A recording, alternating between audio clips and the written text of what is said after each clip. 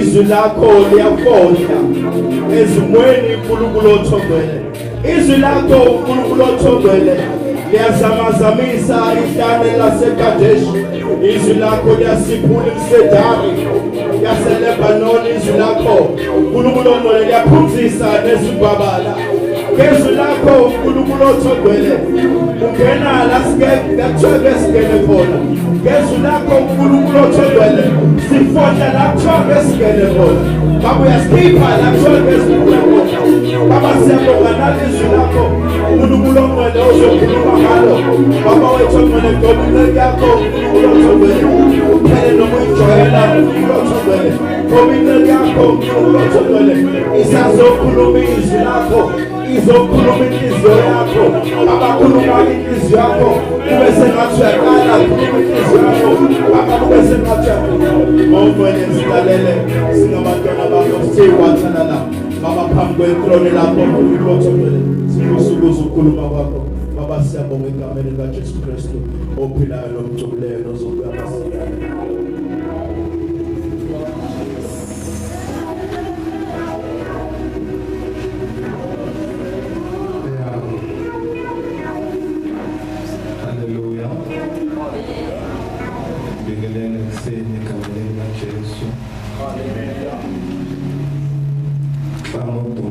kwenzile namhlanje bantu ufisho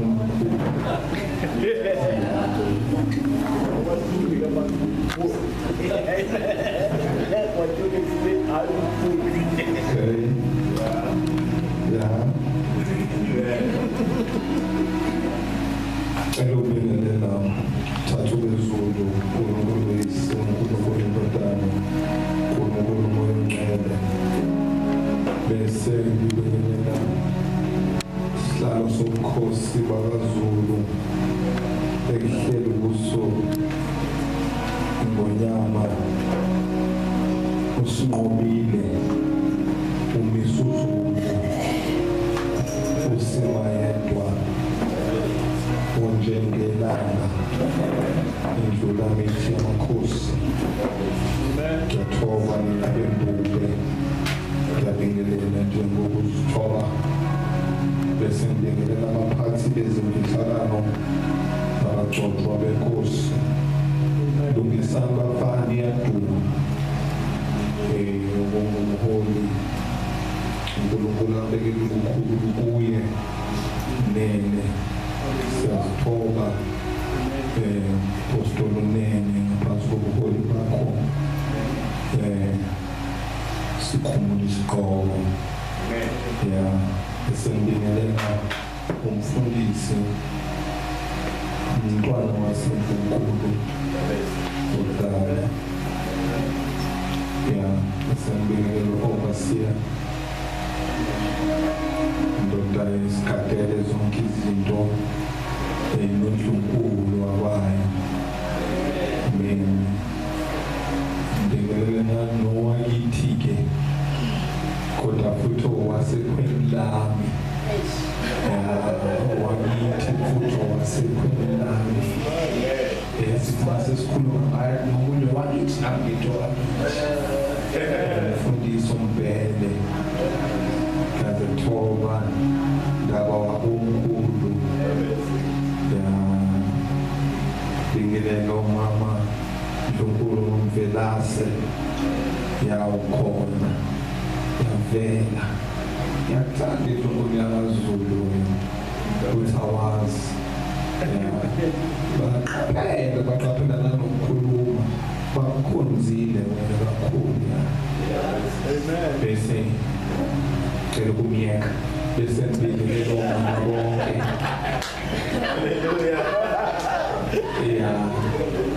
okay cela ukubingelela uNkulunkulu Mathuli kungumusa lenhlalo kaNkulunkulu ukuthi ngibe naye bingelela noMamshange bingelela nomami noMamzwane sister Molefe nabantu bonke abashaya bingelela ekuseni ngegama likaJesu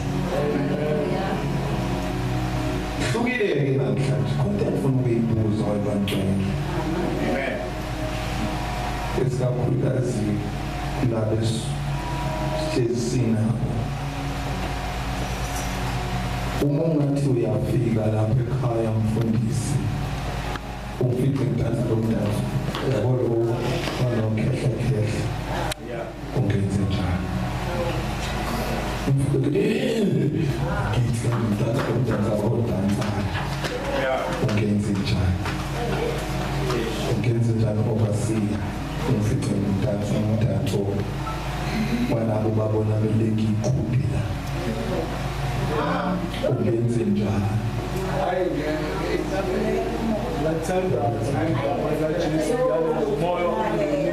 uma ngase ngithi ngiyavuka nje sesiyayibona ufuna ukubiza amagama abantu ungenze sesiyayibona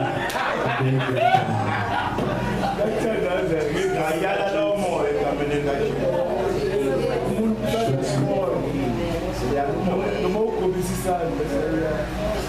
okay yayizo impela ngomfundisi ungenze njani mkami uthi thina ngicabanga uma ngihambela uyimunyana out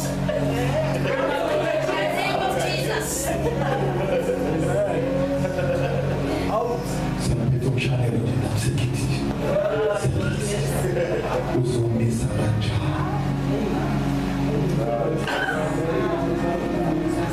uthi umfundisi ngizothandaza uma mesingazina ngabe ngakwenza lokho ngoba sekuyileso sikhathi noma fanele kube usiko mpilo noma fanele kube ifagulo lento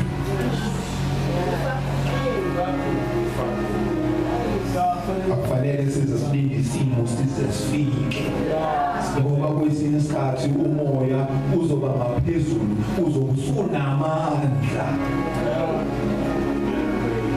into engiyicabanga nje ensukwini ngihlele ngedwa uma ngase kufike lo moya phela ungithi ngigedwa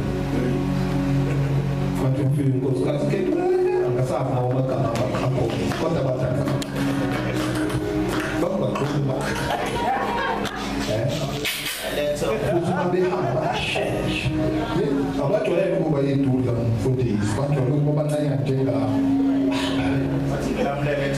noma kuyindoda uyabona futhi zomile ihamba kanje noma kuyisifazane bakufika leso simo soke singibamba njengey'bandla nizomisa kanje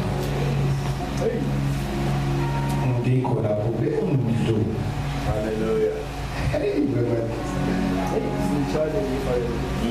ngibonga uNkulunkulu nje ukubona bonke asangenzele bona kuze kube kalokhu bangazi ngeke ngaphila nje kodwa ubona bonke nje ngithemba lami uNkulunkulu ngoba anginawo amanye ama-althare nala ikhoneni engisithela khona ngibekele uNkulunkulu abangazi ngangenwa insimbi nje mahlayeni kanti into kuyisisebenzi kwaze ukuthi isibhedlela adineke ukuthi ikhishwe ngaleso sikhathi yenza umonakalo ngoba irastile manje isho kubuhlungu nje kodwa uNkulunkulu emuhle izobashaya ngiyamethemba uthembekile ngazikhathi zonke kade ngifunda nje iBhayibheli lami nawe uyiphenyela nawe uyitholela ukuthi ukiphi angisho ukuthi ukiphi inkosi yathi kimi ubuso bakho ubipheleni lokungaguli na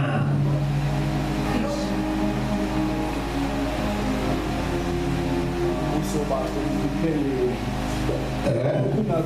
usukugulisha ubuso bakho kubipheleni lokho awuguli wena uthi ngase ngithi ngiyaqangase ngithi inkosi mayibe njalo ubuse bambunge biphengani lapho umuzi nendawo yamathungo babichithike namasanga khona eshiswe ngomlilo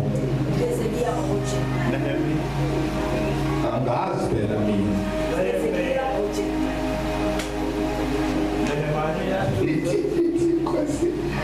ukala ngani shot lento yamakhosi besisikhathi ukuthi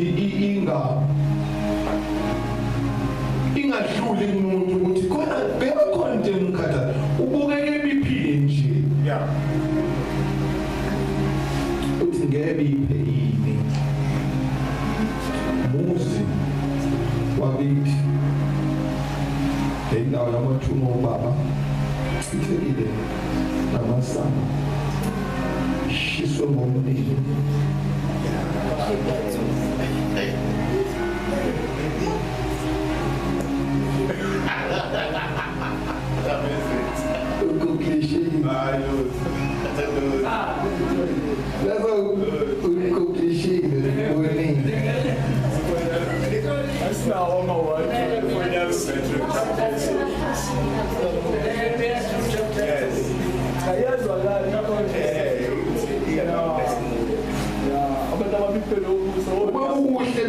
emehlweni akho Nkosi vumela icebo yakho ifumana umusa emehlweni akho uyivumele kube yakwaJuda emzini umathuno oyise ukuba uvuse haleluya amen sikhathi sincane dalile Kwesinye isikhathi empilweni sihamba singanaki. Kwesinye isikhathi empilweni sikhuluma singanaki futhi. Kwesinye isikhathi empilweni nala ekufanele sivikele khona okukwethu asikwenzi lokho.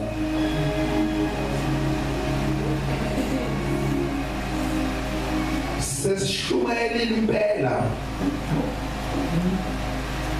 baphenduka abantu avuleka amehlo bambona uJesu eyinkosi nomsindisi, kodwa khona la esibuye sizithole sisalele emuva. Amen.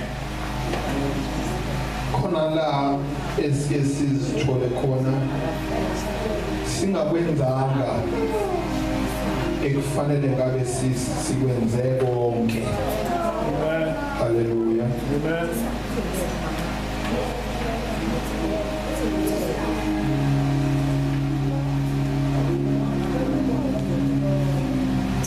Nkosikazi wami angathandaza.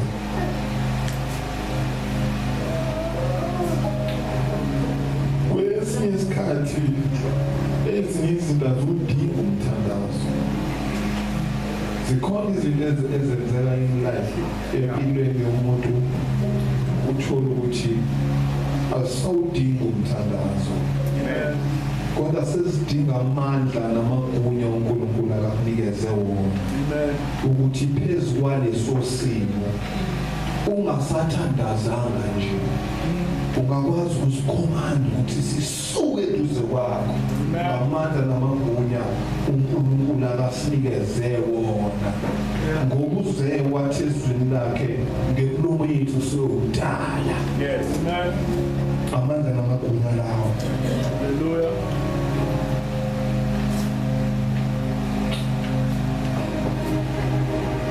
Khona into engikhumbulayo azabaza abafana baqala ingoma, banengoma bayihlabelelayo ethi ematende iyadliwa, ematende idliwa inyama.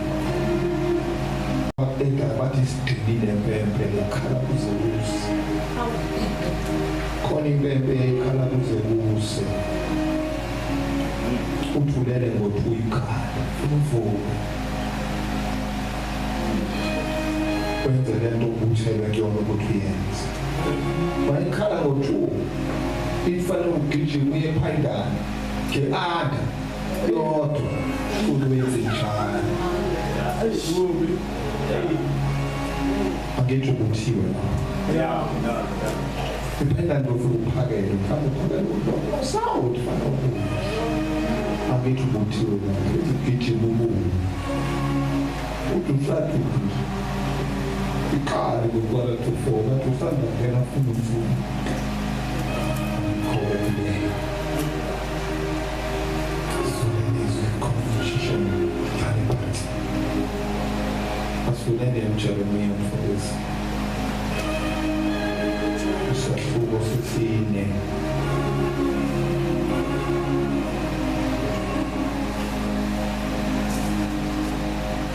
chapter 4.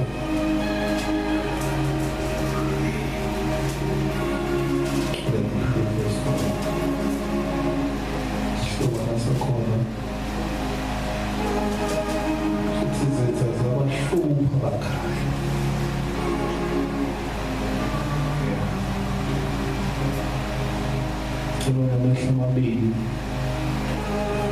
afunde nje ahambe naye abazafekthi nembani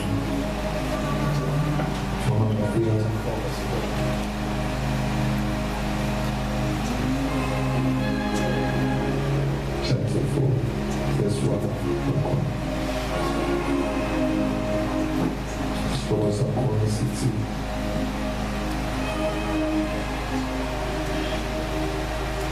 izitha zabahlupha bakhala.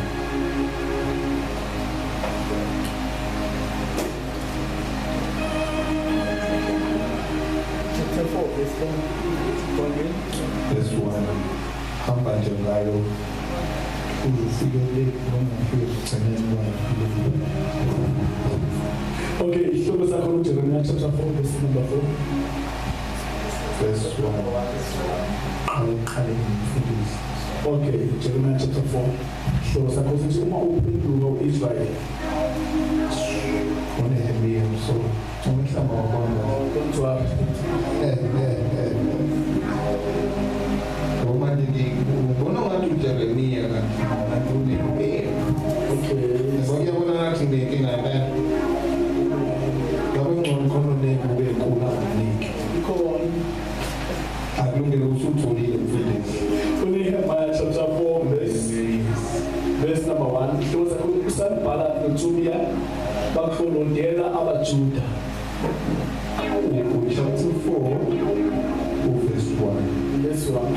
Wathi ukuba uSanballat ezwe ukuthi sase silwakha kabusha ugane, wathuthela wagana unwabu, waphola umlilo, wabakholodela abaJuda. Verse number 2. Wakhuluma nabangani bakhe nempi eSamaria wathi, benzani labaJuda abantekekana na? Ngaba bazokwakha kabusha izinto, bazokwenza imihlatshelo na? Bazoyiqeda ngosuku na? Ngabe bazovuselela amatshe engqumbini yamabibi bese beshisela phezu kwawo na? Verse number 3. uTobiya kwaMloni wema eduze kwakhe wakholoda wathi, ngisho ngingazakha kabusha lezi zigange uma kukhwela impungushe phezu kwazo ziyomane zizwele. Amen. Brothers, ufazwe ukuqhubeka. Tobiya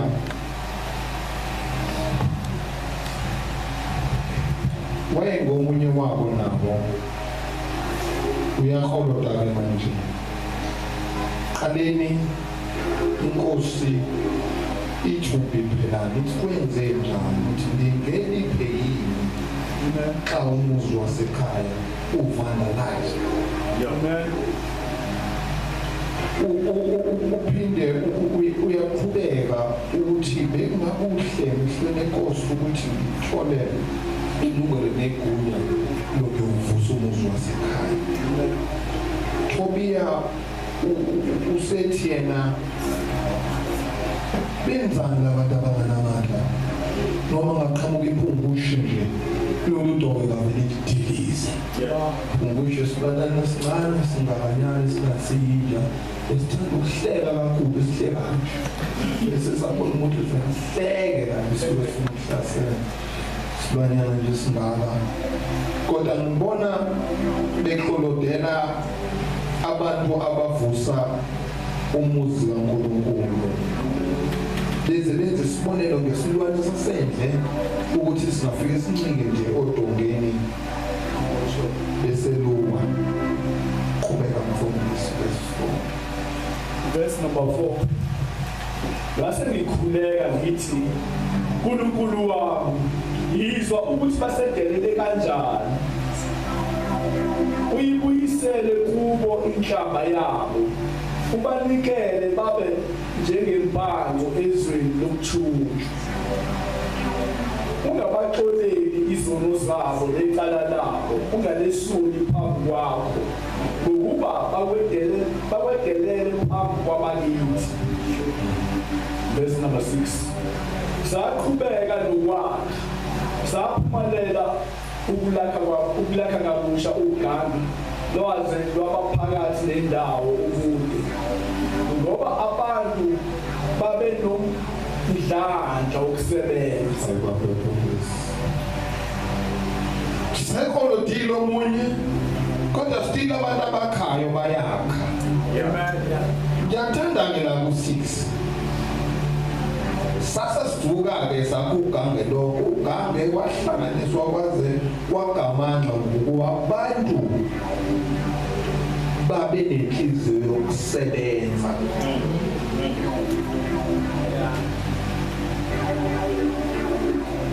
Inhliziyo yokusebenza ikhombisa ukuthi abantu babe munye.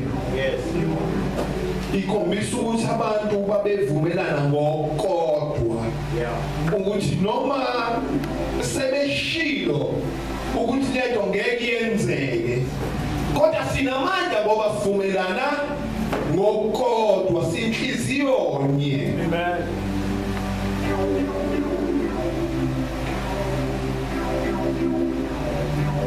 Bekufanele ubona konke ngcwele esikwenzayo sikwenze sinhliziyo nye, futhi sikwenze sisenhlizweni zokusebenza. Uma kusetshenzwa ekuyalimaleka, kodwa futhi uma kusetshenzwa kungavunyelwene, umsebenzi awuqhubeki kahle. Kodwa futhi uma kusetshenzwa kukhona nokhona emsebenzini, kodwa ubopha inhliziyo, umsebenzi awuqhubeki kahle. Shothi kahle kahle kuyona yonke into ethinta abantu abangaphezulu kwabantu abathathu ekusuke fanele yenzele labo bantu kubiza ukuthi babe nesivumelwano ukuthi lokho siyakwenza, ukuze omunye nomunye abe ne-input ezokwenza ukuthi le nto abayenzayo iqhubekele phambili. Qhubeka tata. Verse number 7. Verse number 7. Yeah. Lapho uSanbalati uTobiya ama-Arab, ama-Amoni nama-Ashdod bezwa ukuthi ugaga eJerusalema liyakhuphuka nokuthi izimba ziyavala, bathukuthela kakhulu. Verse 8. Base bakha uzungu lokuza kanye bazolwa nalo eJerusalema. Amen. Sibuka izitha-ke manje. Alright, sekunezitha ezakha icebo. Yeah. Ngempilo noma ngezimpilo noma ngomsebenzi owenziwayo, sebehlangene bodwa ukuzomisa umsebenzi wokuvuswa kwekhaya ekuyiJerusalema. eJerusalema silazi njengomuzi okhanyayo. Hallelujah. Right. Uzobangcwele. Sebeyaplana manje uthi nabanye sebeyawuvusa lo yamuzi. Asike siphume ngale. Solo nabo qhubeka tata. Okay. Let's start with verse number 8 khona sizozwala kahle. Base bakha uzungu lokuza kanye bazolwa nalo eJerusalem. Badale incutshuncushu. Hey. Yeah. And then Qhubeka 9 tata. verse number 9 la kukhuluma ngoSanbalati. Sakhuleka kuNkulunkulu wethu. Sabeka abaqaphi ukulinda ubusuku nemini. uJuda wathi amandla abathwala imithwalo aphelile, maningi amabibi, asakwazi ukuqhubeka sakhe kabusha ugange. Hallelujah. Sekubonakala ungathi abantu abasebenzayo baphelelwa amandla. Amen. Ngoba imaterial wakha amabibi indawo eyizibi. Yes. Amabibi angaba yinkulu, amabibi angaba amatshe, amabibi ila ekusuke kulahlwe khona. Kuyabonakala ukuthi lapho ababethatha khona kwakuningi amabibi ababekade bakha ngawo ugange.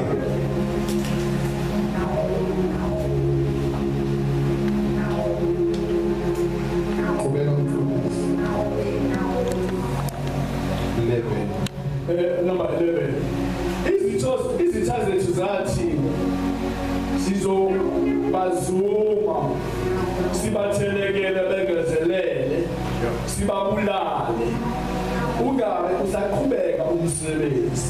Yabona? Amen. Nakho siyakha sihlangene sinhliziyo simoya munye sikhona isitha esibonayo ukuthi siyakha la nasahleli phansi sasinyonyobela mhlawumbe sinyonyobela ngamunye mhlawumbe sinyonyobela ekhaya ngamunye bazalwane bami isitha asihleli masibona abantu benhliziyonye bevumelana ngokukodwa bakha bevusa nokufile bexoshe emabibini siba namaplana amasha indaba siba nayo siyabona ukuthi nawo umuzwa wabangcwele uyavuka nathi bangcwele siyibandla isitha sihleli phansi cha asihleli phansi sitha ngoba siyabona ukuthi nangu umsebenzi kaNkulunkulu.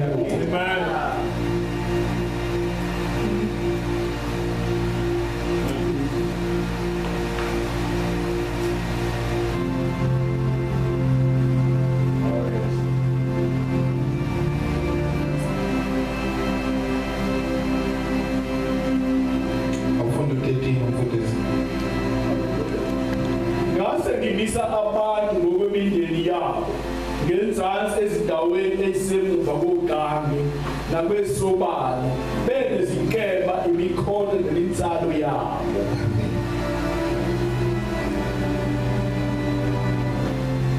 Inkemba into isikhali. Yes. And it's a dangerous weapon. Isikhali esinzima kakhulu. Kodwa sawazi umtsalo into eshaya umuntu lekude. Wayesemisa ngenzansi kogange. Abantu ngemindeni yabo bephethe ikhali.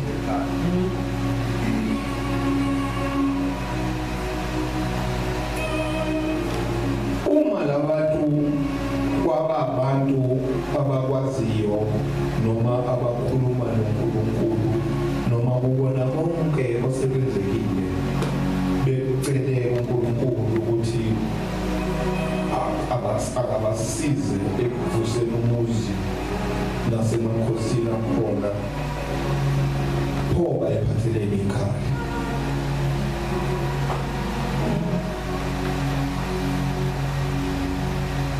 Siyabi isikhali usugcwelile kuNkulunkulu.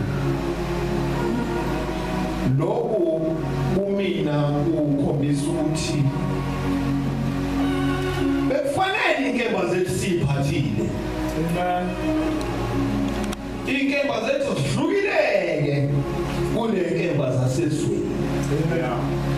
Kodwa bekufanele ukuthi sithi masifika singasineki sishaye. Uzoshaya ngani uma ungaphethe lutho? Angikhuthaza bafana ukuthi niphathe ibhamu. Angikhuthaza ukuthi niphathe izagila. Kodwa futhi uyiphathe inkemba. Hallelujah. Amen. Yokupheleza isitha. Hallelujah. Uzosipheleza ngani ngoba zinembuzo ezokuhlasela ezodestroy umsebenzi. Uzohlasela ngani ngoba la inkemba esinqeni.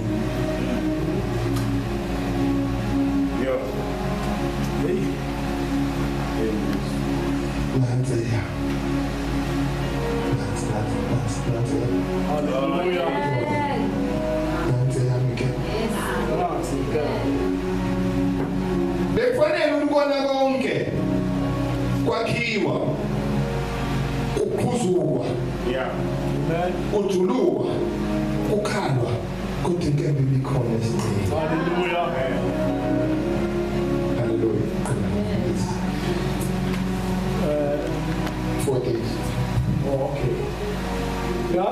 ngenxa lokho ngaphakama ngathi baholi nezikhulu lakubantu bonke ningazesabi khumbulani inkosi enamandla nesabekayo lilwele abafowenu abantwana benu omkeni nemizi yenu. Verse number 14. We have 15, so 15 for this. Izitha zethu zezwa ukuthi sesizwile ngozungu lwazo nokuthi uNkulunkulu uliphazamisile icebo lazo. Sonke sabuyela ogangeni kwaba yilowo nalowo emsebenzini wakhe. uNkulunkulu uyangenelela. Praise the Lord. Bayaplana bodwa ngaleli. Amen. Usenze njani destroy icebo lakho. Amen. Ukuze lingasebenzi. Sebethi bona sesibonile ukuthi icebo lakho alisebenzanga. Sibhedele emsebenzini wethu. Sabenza. Njengoba lesikade siqalile eqaleni, njengoba simele siqaliswe eqaleni ukuthi noma ngakuphi isilwane singangenza siphushe lolunto. Sho lolunto ngalase liphakeme. Yeah, amen. 16.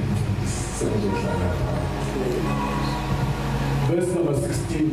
Kusukela ngalolo suku enye ingxenye yezindleko zami yakha enye yaphatha imkhonto namahawu insalo ezivikele zesifuba abaholi beseka abendlu yabaJuda. Verse 17. Ababakha kabusha ugange babaseka abaholi bendlu yabaJuda babakha kabusha ugange. Ababethwala imithwalo yabo ngesandla esisodwa ngesinye bephethe isikhathi. Shitwane sithi sisebenza ngala. Isikhathi sibe sikhona la. Okushuda ukuthi mawusebenza ufuna isikhathi usishiye ekhaya. Shit noma emsebenzini isikhathi kufanele sibe khona la.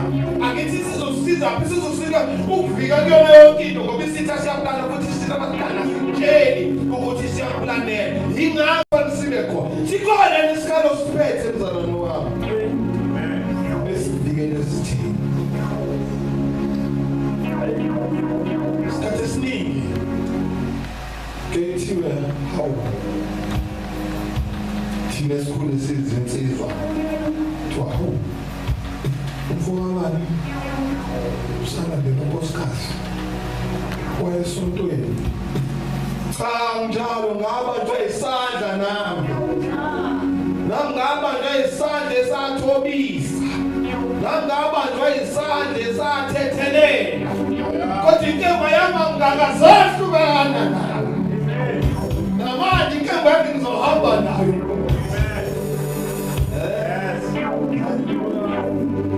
Bekufanele kube njalo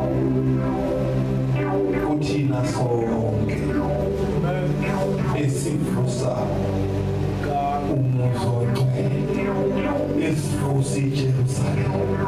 Bekufanele sithi sakha ngala sibeke idini kodwa sibe sikhali zethu.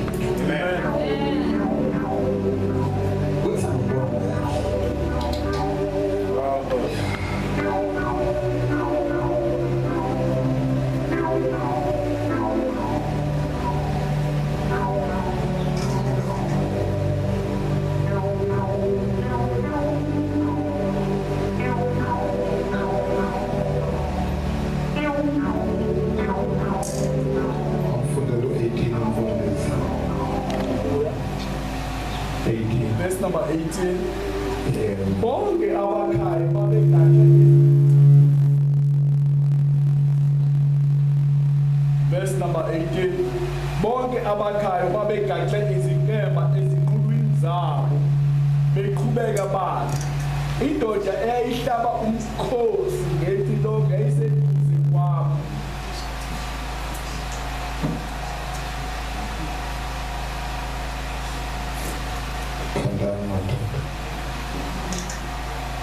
Hallelujah. Verse number 18. Bonke abakhayo babegaxe izinkemba ezinqulwini zabo beqhubeka bakhe. Indoda eyayihlaba umkhosi ngeCilongo yayiseduze kwami. Verse number 19. Ngathi kubaholi lezikhundla kubantu isebenzi mkhulu endlalekile thina siqhelelele kakhulu ogangeni. Uma nizwa kuhlatshwa umkhosi ngeCilongo anokuthana ngakini uNkulunkulu wethu uzosilwela. Abakhayo sebakhe icebo ke manje bona. Bekufanele ukuthi sithi sakha kodwa sile sinawo amacebo. Yes, amen. Uyabona bangcwele la evangelini sisempini. Yeah. Enkulu. Hallelujah. Bekufanele nathi sakhe amacebo ukuthi impi sizoyiqoba kanjani. Bekufanele ukuthi nathi sibe nesu. Base bethathe babe umuntu ozoshaya iCilongo ukuthi bese shaya iCilongo lokusho ukuthi kushuthi iqhamuka. Kushuthi iqhamuka ngapha.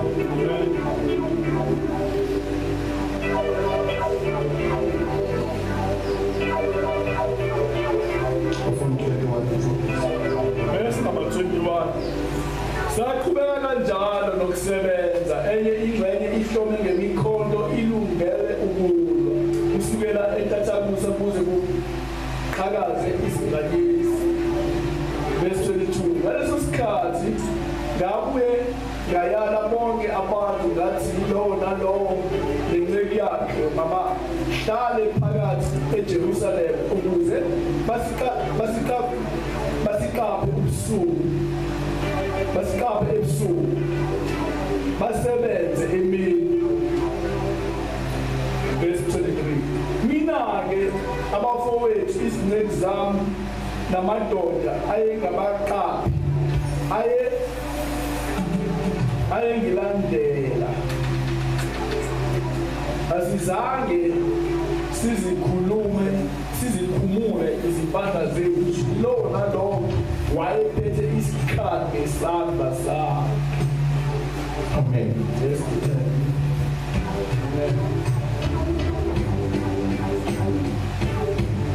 uthi ngaleso sikhathi ubandilo nalo yahlala nencwadi yakhe phakathi eJerusalema kube zibe ngabalindi. Bekufanele ukuthi overseer ube umlindi wami, nami futhi bekufanele ukuthi ngibe umlindi wakho. Nomunye kubantu abakhaya kufanele abe umlindi womunye.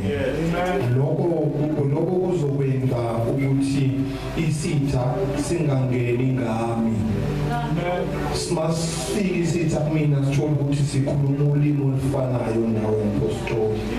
Masifike isitha sithola ukuthi uzokunene sonke sikhuluma ulimi olufanayo. Bengizothi ekuseni sengihlala phansi bazalwane bamabahle bekufanele ukuthi kukonke sisempini singakhohlwa izikhali zethu. Bengizothi izikhali kufanele kube into ehlala ikhona ngoba isitha sikhona. Isitha futhi asijabule. Angeke isitha sijabule uma sibona abantu bakha. Noma ngabe wakhani uyakhele egameni lenkosi isitha asijabule. Mfundisi ufike nabafana nje bakho la isitha sange sajabula. Sathi awuhamba nengane zakhe awubese sihlelile ukuthi sizobanika lokho. Sizobafunza lokho. Kuyosiza abafana ukubambelela ebhanjeni le-time. Kuyosiza izintombi ukubambelela emphethweni wengubo kaMama. Kuyosiza futhi ukuthi ubona bonke enhlangabezana nabo ningasabi ukukhuluma nabantu abadala. Kosinabo babile ngangani. into ayikho ngani kodwa into ingathi sonke esithatha isinqumo sokuthi sovusa ugange lomuzi wasekhaya. Umuzi wasekhaya uzokuvikeleke kangcono-ke uvikelwe abantu abasenamandla okugijima, abantu abasenamandla okubona, abantu abasenamandla okukhuluma ngoba thina sesibadala. Sesinoma sikhuluma nithi hayi ikhehla liyahemba nje, cha nami ngibile ngangani. Bekufanele ukuthi sithi sihamba kodwa iy'nkemba zethu bafowethu sibe siziphethe. Inkemba beyivikela cisho kuyona yonke indawo la uhlaselwa khona isitha. Isitha sifana ney'nkundane, siyakuluma, siyaphephetha, siyaluma, siyaphephetha, siyakushaya kodwa sikugonile, siyakushaya kodwa siyakuthulisa, sizokudedela inxeba selilikhulu, sizokudedela isimo singasalapheki, sizokudedela usungenile entweni ekufanele ngabe awuzange uze wangena kusona ngoba ube nenkinga ukuthi awuzange uzuvuma ukuthi umuntu osondelene nawe abe umlindi wakho, nawe futhi awuzange uze ube umlindi wakhe.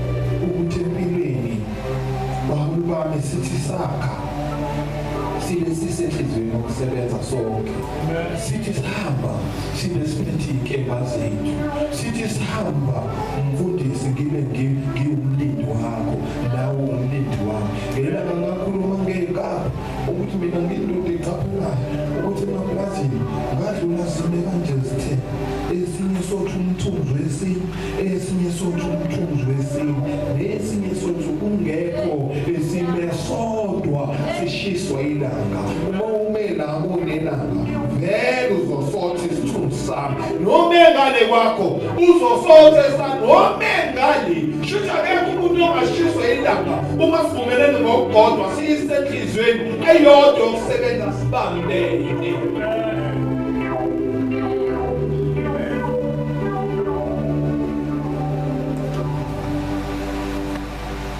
Hallelujah.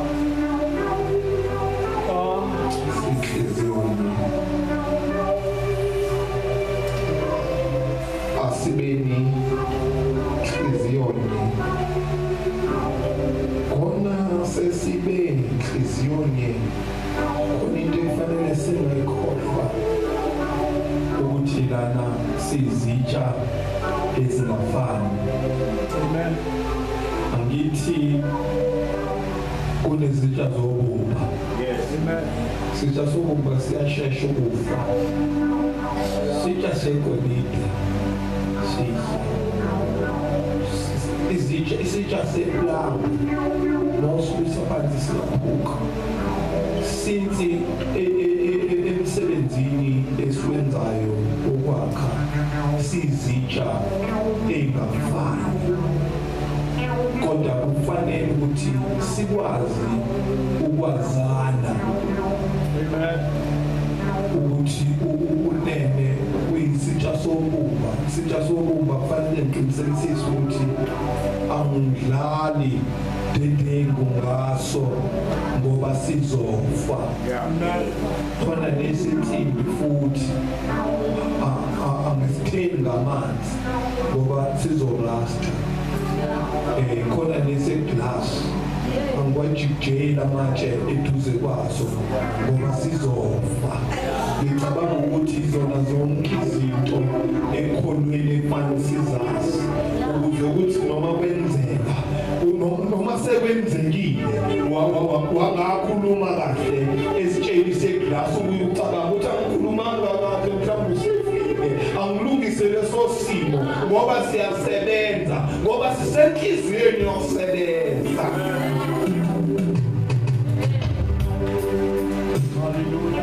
Muhle njalo uNkulunkulu.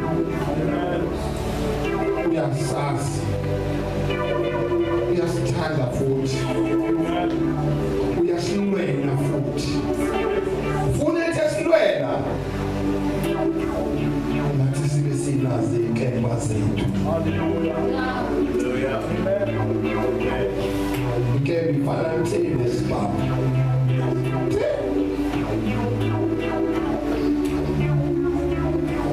Bona umuntu ephethe isibaba. Kodwa engakwazi ukudubula. Dubula lena. Senjengana. Yini dala lokho? Azangaza akuthatha ulwazi lwaso ukuthi awufake ekhanda nasenhliziyweni. Siyabadinga abazalwane abanjalo. Ezothi weekend usuyiphethe nathi. Uzokwazi ukuyisebenzisa. Uzokwazi ukuzivekela ngayo. Ngoba isithi asiqhamuka namagama aphikisana nayo. Inkemba yakho ukuthi iziphendulo zikhona kuyona. Impilo lekhona kodwa akwazi ukuthi pheqepheqe mina uchamu njalo nje. Amen. Axolisa ukuba mude. Ibe ngimfishane. Kodwa uNkulunkulu unguNkulunkulu othembekile. uNkulunkulu unisela imvula bonke abantu abahle nababi bese kube nje isinqumo siba umuntu ukuthi uyafuna nokumamukela inkosi nomsindisi weyakhe impilo bese umsebenzi ithelinge umile emnyango uyangqongqoza nje bongamvulelanga uyahlula futhi akubangeli umsindo uyangqongqoza nje wena ekufanele ukuthi ukwenzile ngabe umvulela umnyango angena hlala lena.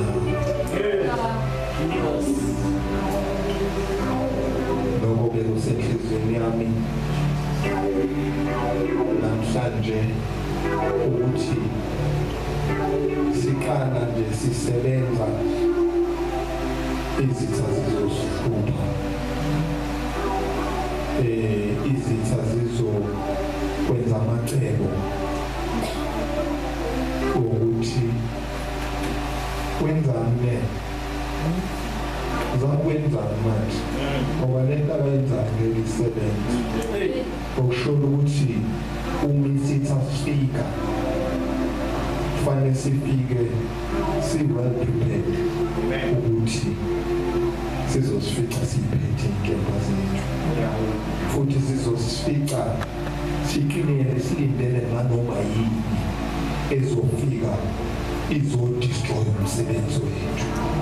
Ngicabanga ukuthi umsebenzi umuntu ngamunye ukuzinikela ekuthenini asakhele umsebenzi kaNkulunkulu. Nomifu lingangesandla kodwa imvula enkulu yenza. Haleluya. Beyonethela bonke abantu. Sengihlala phansi woza mphathi wohlelo uzothatha indawo yakho yohlelo lakho uNkulunkulu kade ekubekile kini sengikhulumile uma ukhona ongakhulumanga uNkulunkulu useyomtshela ngamunye ukuthi khona uzwina kakhohle kodwa uNkulunkulu akanjalo wonke ngoba uNkulunkulu sazi wazinika lezinwele zethu ekhanda woza nobuhle woza ntombi woza sengihlala phansi sekwehlela ngezansi bese ngithi mzalwane wami thatha inkemba yakho uswayibeka uyithintithe uyigade esinqeni khona sizokwazi ukusebenza. Amen. Hallelujah. uNkulunkulu wethu ongcwele, uNkulunkulu wethu uyabongeka wena wedwa fanele ubukhosi fanele ubungcwele bonke igama lakho uNkulunkulu ekuseni wena wedwa uyaphila